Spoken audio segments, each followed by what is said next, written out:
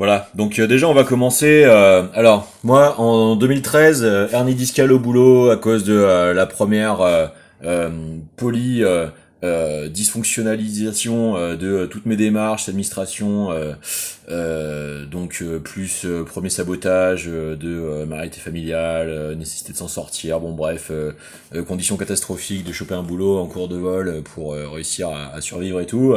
Hernie discale au milieu, antécédent de permis totalement délirant, se retrouver avec 5 mois et demi de retard de prise en charge, compression du nerf périphérique plantaire, début de la perte de la proprioception des deux orteils extérieurs, le sarkozysme dans toute sa splendeur, 2013.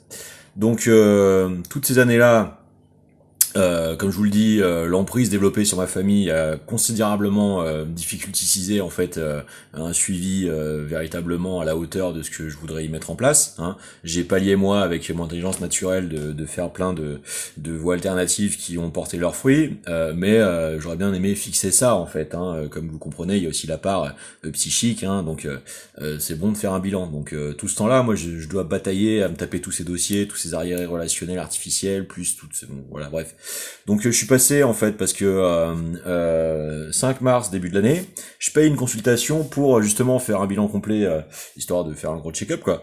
Et encore une fois anomalie, hein. Donc malgré les multiples relances et tout, cette fois je suis passé directement à suivre lundi, mais ça continuera de témoigner un petit peu de la réalité derrière ce que vos interceptivismes ne montrent pas. Hein. Alors on y va. J'avais pris rendez-vous une consultation le 5 mars pour faire un entretien avec un généraliste pour faire un bilan complet en hôpital.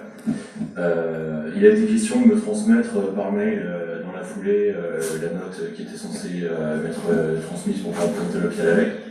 Je l'ai jamais reçu et quand j'ai rappelé votre collègue secrétaire ici... c'est pour ma collègue, moi je suis médecin, donc c'est la secrétaire que vous avez sûrement. Ouais. Le problème c'est que je l'ai déjà appelé si vous voulez. Ça a l'air d'être lié à un scandale d'État parce que je suis multi-harcelé dans toutes mes démarches administratives. Dans le cas de figure, je suis allé faire un achat à France Loisirs. Alors qu'est-ce que c'est quoi votre domaine? Alors, je comprends pas pourquoi la lettre apparaît, elle, en consultant, elle, sur ses fichiers, depuis son accès secrétaire, alors qu'elle ne peut pas le lire entièrement, alors qu'elle n'est pas médecin. C'est qui le médecin que vous avez vu ici? Alors, moi, ici, c'est mon cabinet depuis que je suis tout petit. Ouais, donc, traditionnellement, c'était Monsieur Janté. Ça a changé, et c'était le seul médecin masculin que vous avez, je sais plus comment il s'appelle. Monsieur Laurent. Ouais. Laurent. Bah, vous appelez lundi, lui il sera là, vous devrez voir ça avec lui. D'accord. D'accord, il sera là lundi. J'ai déjà rappelé plusieurs fois, et à chaque fois, on donne la suite, et ça... Je peux vous répondre à ça, j'en sais rien, mais rappelez. Voilà, bref, donc vous avez l'essentiel. Donc on crée des données médicales sur vous auxquelles vous n'avez pas accès vous-même pour faire les traitements, dont des gens disposent, alors que vous leur avez exposé en fait la nécessité de devoir régler tout ça en raison des conséquences, des contextes vraiment particuliers. Donc tout y passe hein, du point de vue de l'éthique et du droit, hein, non-assistance à personne en danger, trahison du serment d'Hippocrate, enfin bref, puisque en fait c'est simuler le fait de faire et continuer en fait de dysfonctionnaliser le fait d'avoir fait.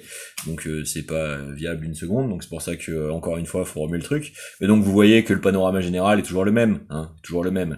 Donc on va continuer après ensuite avec ce qui a été fait à tous les repères de mon enfance.